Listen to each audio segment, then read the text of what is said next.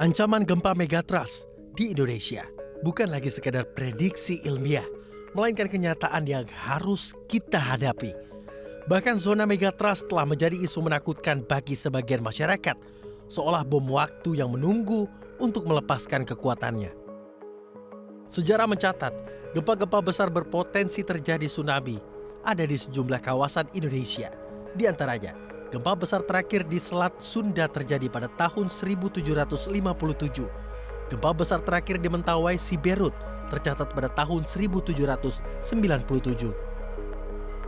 Gempa Banyuwangi yang terjadi tahun 1994 dengan magnitudo 7,8. Gempa Pangandaran pada 2006 dengan magnitudo 7,7. Gempa Ambon pada tahun 1899 dengan magnitudo 7,8 yang diikuti oleh tsunami besar. Gempa besar bermagnitudo 7,4 tahun 1926 mengguncang wilayah Jayapura dan hingga kini ancaman gempa besar dan tsunami tetap ada. Salah satu contoh paling tragis adalah gempa dan tsunami pada tahun 1992 dengan magnitudo 7,8. Tsunami yang dihasilkan saat itu mencapai ketinggian hingga 36 meter dan menewaskan lebih dari 2.000 orang serta menghancurkan banyak desa di sepanjang pesisir. Lalu di lokasi mana saja yang paling berisiko tinggi untuk mengalami gempa megatrust ini? Langsung terhubung bersama kami Mbak Rahma dari BRIN. Selamat siang Mbak Lintan dan para pemirsa Dai TV. Baik, selamat siang Mbak Rahma. Apa kabar Mbak? Alhamdulillah baik. Salam dari Sesar Lembang ini. Ya baik, Bandung. terima kasih juga sebelumnya Mbak Rahma sudah bersedia berbincang bersama kami di Halo Indonesia. Mbak Rahma, Indonesia sedang diguncang kepanikan mungkin ya dengan adanya gempa megatrust ini akan terjadi kapan. Dan sebelum kita membahas lebih lanjut tentang penemuan-penemuan BRIN apa saja tentang megatrust ini, bisa dijelaskan sedikit Mbak Rahma sebenarnya apa sih gempa megatrust ini? Ya, jadi mudah-mudahan tidak terlalu panik ya dengan isu megatrust ini karena sesungguhnya kita hidup di atas megatrust memang. Jadi kalau megatrust itu satu bidang yang sangat luas dan dia sumbernya ada di zona subduksi di lempeng pertemuan lempeng antara lempeng Indo-Australia dengan Eurasia itu yang ada di sepanjang selatan Sumatera sampai Jawa. Kemudian kita juga ada bidang megatrust di utara Sulawesi dan juga di utara Papua dan Halmahera. Itu pertemuan antara Sunda Blok di Eurasia dengan lempeng Pasifik. Jadi karena kita memang pertemuan antar tiga lempeng, nah di antar pertemuan lempengnya ini terbentuk zona subduksi. Nah zona megatrust ini adalah satu bidang di zona subduksi yang dia bertemu antara lempeng oseanik dengan lempeng kontinental. Nah itu yang disebut dengan bidang megatrust dan di situ adalah bidang kontak antar pertemuan dua lempeng yang menjadi sumber-sumber megatrust ini. Kalau di Indonesia letaknya di selatan Sumatera, Jawa itu di bawah Samudra India, kemudian di utara Sulawesi, Halmahera dan Papua itu di laut Sulawesi Utara, terus samudra pertemuan antara laut Indonesia dengan Samudra Pasifik ya. Oke baik, pertemuan lempeng begitu ya. Ini lempeng dari Indo-Australia begitu. Ini apakah bisa ditentukan oleh teman-teman BRIN ini sepanjang berapa panjang gitu bidang yang nanti akan ditimbulkan oleh dampak dari gempa-gempa megatrust ini, Mbak Rahma? Ya, jadi kami merisetkan potensi gempa megatrust itu kita menggunakan beberapa pendekatan ya. Kalau saya sendiri menggunakan pendekatan geodetik dari sejak dulu studi S3 15 tahun yang lalu. Kemudian rekan-rekan yang lain di BRIN itu menggunakan pendekatan geologi dan geofisika dengan data seismik dan juga menggali sejarah gempa melalui penggalian tanah ya. Jadi kita melihat juga paleo tsunami yang terjadi di sepanjang selatan Jawa. Kalau masing-masing segmen di Indonesia itu kita bagi menjadi 16 segmen megatrust. Di selatan Jawa tadi betul ada 4 segmen megatrust yang sekarang sebetulnya kita bagi 2. Jadi kita simplifikasi, ada yang Selat Sunda sampai tengah Jawa, nanti ada lagi dari tengah Jawa sampai ke Bali. Jadi dia satu kali gempa itu bisa memecah satu segmen yang kecil, misalkan gempa Pangandaran ya, tahun 2006 atau gempa Pacitan itu terjadinya di zona megatrust yang dekat dengan Palung. Gempa Aceh tahun 2004 itu terjadinya juga di zona megatrust di utara Aceh itu sepanjang 1.000 kilometer. Nah, jadi di selatan Jawa ini kita bagi segmen, bisa dia pecahnya itu 400 kilo, bisa juga dia terjadi sekaligus dari Selat Sunda sampai ke Bali itu sepanjang 1.000 kilometer. Nah, kita bisa mengetahui akumulasi energinya sesuai yang tertera di layar, tetapi kapan dia akan terjadinya itu yang kita belum tahu ya. Kita tahu bahwa ini sudah memasuki siklusnya, tetapi hari apa, tanggal berapa itu yang kita nggak tahu. Oke, nah ini dia publik juga menanti-nantikan ya, ini sebenarnya kapan? Karena BMKG juga hanya menentukan 13 lokasi saja. Dan tadi 1.000 kilometer begitu ya Mbak Rahma ya? Lalu ini kan Di selatan Jawa di ya. selatan Jawa 1.000 kilometer. Lalu ini kan panjang sekali. Sebenarnya apa dampaknya nih? Berarti dampak dari segi mungkin gempa ini dan juga karena kalau misalkan ini serentak begitu ya terjadi, ini dampaknya seperti apa untuk masyarakat dan juga mungkin alam sekitarnya. Tapi nanti kita akan bahas usai jeda ya Mbak Rahma. Baik pemirsa, usai jeda kami akan melanjutkan perbincangan kita bersama dengan Rahma dari BRIN, tetap di Halo Indonesia.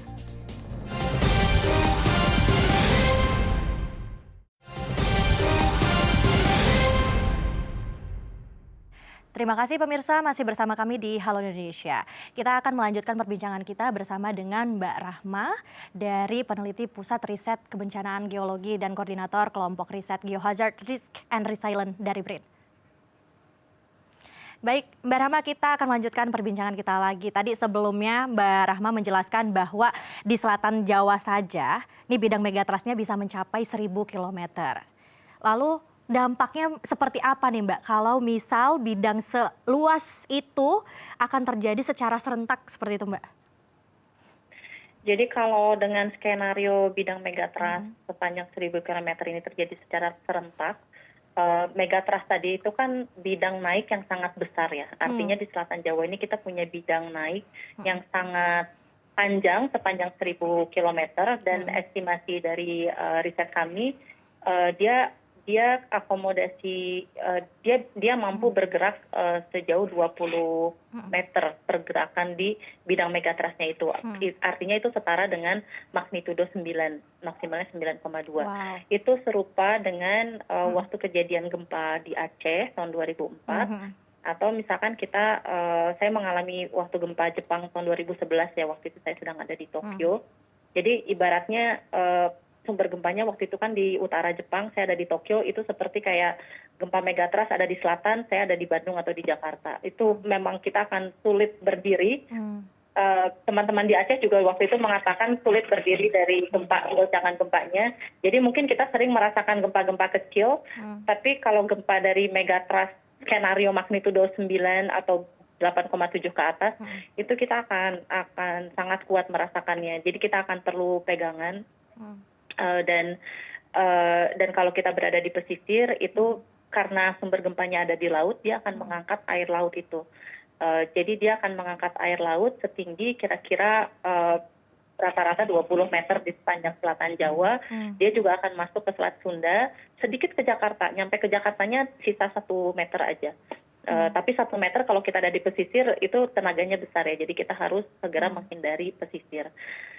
Artinya akan ada goncangan yang akan sangat kuat kita rasakan. Kalau kita berada di pesisir bisa jadi ada tsunami.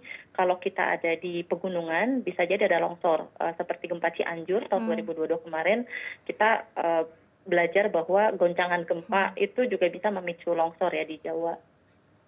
Jadi itu yang kita perlu hati-hati. Oke, nah baik. Tentunya ya. Ya baik Mbak. Lalu ini berarti harus diperhatikan khususnya bagi masyarakat yang berada di pesisir begitu ya Mbak ya? Dan juga mungkin di dataran tinggi Yang juga nggak cuma di pesisir aja, termasuk yang ada di darat ya, yang ada di Bandung, yang ada di Jakarta, karena intensitas goncangan yang bisa kita rasakan itu bisa mencapai intensitas 6 sampai 7. Artinya kalau misalkan intensitas 6 sampai 7, kalau kita berada di rumah yang dikonstruksi dengan baik, insya Allah nggak apa-apa. Tapi kalau kita berada di rumah yang tidak dikonstruksi dengan baik, bisa jadi rumahnya rusak ya, seperti ya terjadi gempa Cianjur atau gempa Jogja. Kalau kasus Jawa kan kita ada beberapa kasus kejadian gempa yang meruntuhkan bangunan. Nah itu juga sama, jadi di darat kita perlu memperkuat bangunan-bangunan rumah kita. Di pesisir kita perlu segera lari menghindari pantai ya. Jadi langsung keluar dari air, lari sejauh lebih tinggi ke tempat yang lebih tinggi dari 20 meter atau lebih jauh dari 1 kilometer dari pantai dalam waktu rata-rata 20 menit kalau konteksnya Jawa. Beberapa daerah harus lebih cepat larinya, misalkan di daerah Banten itu kan dia lebih dekat dengan sumber megatrasnya ya. Jadi mungkin hanya punya waktu 10 sampai 15 menit. Nah itu kita kalau untuk sisi tsunami-nya kita ada indikator kesiapan tsunami ready atau kesiapan tsunami yang indikatornya itu sudah terakreditasi secara global. Program pemerintah juga ada desa tangguh bencana. Jadi itu juga perlu bisa menjadi upaya kesiapsiagaan kita dan tentunya memperkuat bangunan-bangunan kita dan hati-hati terhadap longsoran ya kalau kita berada di lereng. Oke, baik. Lalu ini kan gempa megatrust tentunya sudah banyak diketahui oleh publik begitu ya Mbak Rahma ya. Tentu saja mereka juga mau tidak mau harus tahu tindakan apa saja yang harus mereka lakukan. Lalu bentuk mitigasi apa yang harus krusial begitu sederhananya untuk mereka lakukan untuk mencegah atau juga mewaspadai adanya gempa megatrust ini? Jadi yang pertama kenali dulu lokasi kita berada terhadap potensi bahayanya. Apakah kita bahayanya dari goncangan gempanya atau juga terhadap tsunami dan longsor. Kalau misalkan bahaya terhadap tsunami dan longsor, diketahui lagi nanti kira-kira batas rendamannya itu sampai sejauh mana, batas yang zona rawan longsornya kira-kira ada di sebelah mana. Kemudian kita bikin tempat evakuasi. Jadi kalau evakuasi terhadap gempa mungkin cukup keluar rumah ke lapang terbuka, tapi kalau evakuasi terhadap tsunami kita harus keluar dari potensi zona rendaman tsunami ya. Yang tadi kalau di Jawa itu ada 20 20 20, jadi kita lari lebih jauh dari lebih tinggi dari 20 meter atau lebih jauh dari 1 kilometer dalam waktu yang bisa ditempuh dalam waktu 20 meter. Kemudian kalau kita berada di zona longsor berarti kita juga perlu segera menghindari area longsor tersebut. Kita bisa menyiapkan edukasi dan melakukan latihan simulasi dengan warga setempat, dengan sekolah atau dengan perkantoran, punya akses ke sistem peringatan dini. Sekarang pemerintah punya sistem peringatan dini tsunami, sistem peringatan dini longsor, mungkin ke Badan Geologi, dan sekarang BMKG disupport sama BRIN itu juga sedang membangun sistem peringatan dini gempa. Itu kalau bisa punya akses ke sistem peringatan dini supaya nanti bisa melakukan aksi cepat ya supaya bisa selamat dari gempa megatrust. Tentunya kita juga perlu menata bangunan rumah supaya kita kalau mau keluar rumah itu juga mudah, jangan sampai kita terhalang barang-barang, kenali punya peralatan kedaruratan, punya tas siaga, bisa melakukan proses rescue dan juga punya kontak orang-orang terdekat dan juga kontak tim penanggulangan bencana. Baik, Mbak Rahma. Jadi ini perlu dicatat juga ya untuk masyarakat mungkin agar kita juga mewaspadai gempa megatrust ini. Lalu Mbak Rahma, ini kan juga BMKG sudah merilis begitu ya, ada 13 lokasi yang akan terdampak dari gempa megatrust ini. Kalau dari temuan-temuan BRIN, apakah juga selaras dengan pernyataan BMKG atau ada penemuan lain ya Mbak? Iya, jadi kalau kami itu kan di BRIN juga bekerja sama dengan BMKG dan dengan pakar-pakar gempa lainnya ya, kita diwadasi dalam Pusat Studi Gempa Nasional. Kebetulan minggu depan dalam waktu dekat akan ada sosialisasi pemutakhiran peta gempa nasional 2024 yang disosialisasikan 2025. Itu memang zona segmen megatrust itu ada sekitar 13 sampai 16. Di Indonesianya 13. Tapi kita juga bisa terdampak dari tetangga kita, dari sumber di Filipina. Ada 3 sumber di Filipina yang nanti bisa juga berdampak ke Indonesia, makanya tadi totalnya menjadi 16. Di Indonesia sendiri 13 sumber megatrust, dari mulai di Sumatera, Selatan Jawa, Utara Sulawesi, Halmahera, dan Utara Papua. Oke, baik. Yang paling besar mungkin skala Richternya gempa yang terjadi itu di wilayah mana, Mbak? Di wilayah satu yang Sumatera, yang kedua di Selatan Jawa. Tapi kalau risiko yang paling besar rasanya di Jawa, karena Jawa merupakan pulau yang populasinya paling padat ya. Jadi karena populasinya paling padat artinya kalau misalkan kita tidak segera bersiap diri bisa jadi nanti korban jiwanya akan cukup banyak yang terdampak. Oke, baik. Berarti juga termasuk wilayah Banten dan DKI Jakarta sekitarnya ya, Mbak Rahma ya? Iya, terutama terhadap goncangan gempanya ya, tetap perlu ada upaya untuk memperkuat bangunan kita.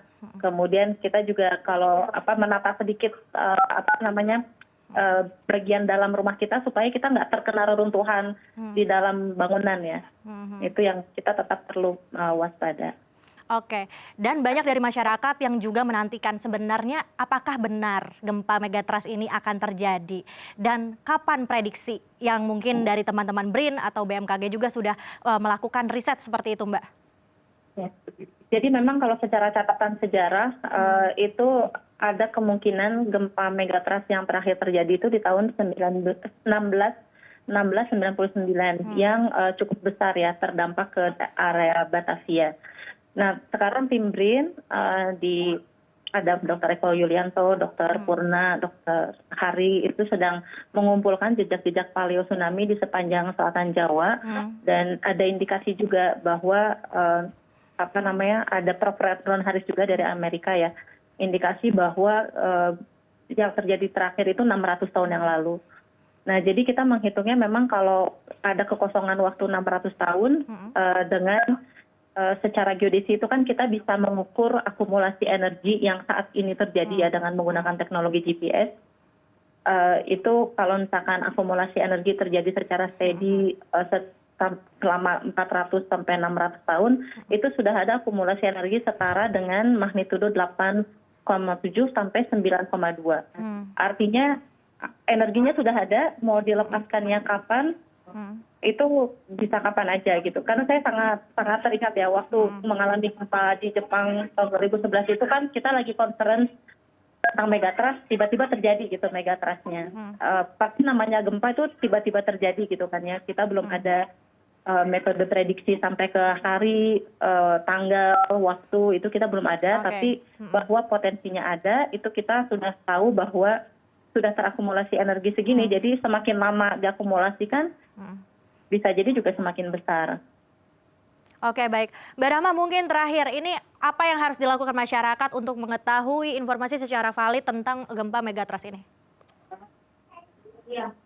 Bisa mengikuti BMKG atau menghubungi BRIN atau BNPB. Tapi rasanya informasi yang disampaikan BMKG itu kita ikuti ya. Oke, baik. Apakah kita juga harus panik atau tetap waspada? Jangan panik karena kita udah tinggal di atas, ya memang dinamika Indonesia seperti ini. Jadi insya Allah kita bisa hidup bersama dengan megatrust ini. Dan sebetulnya hal yang menarik itu ada pepatah-pepatah dari leluhur kita juga tentang megatrust, tentang caah laut. Artinya memang ya kita perlulah beradaptasi dengan dinamika ini. Dan kita insya Allah bisa hidup beradaptasi dengan dinamika ini. Oke, baik. Tetap juga harus melihat begitu ya perkembangan ya Mbak ya, dan juga jangan panik dan tetap mewaspadai diri dengan mitigasi sederhana begitu, dimulai dari diri kita sendiri. Baik, terima kasih Mbak Rahma sudah berbincang bersama kami di Halo Indonesia. Sampai jumpa Mbak, terima kasih informasinya, selamat kembali beraktivitas. Semoga. Pemirsa, usai jeda saya akan mengajak Anda untuk melihat warisan cinta kasih. Informasinya sesaat lagi, tetap di Halo Indonesia.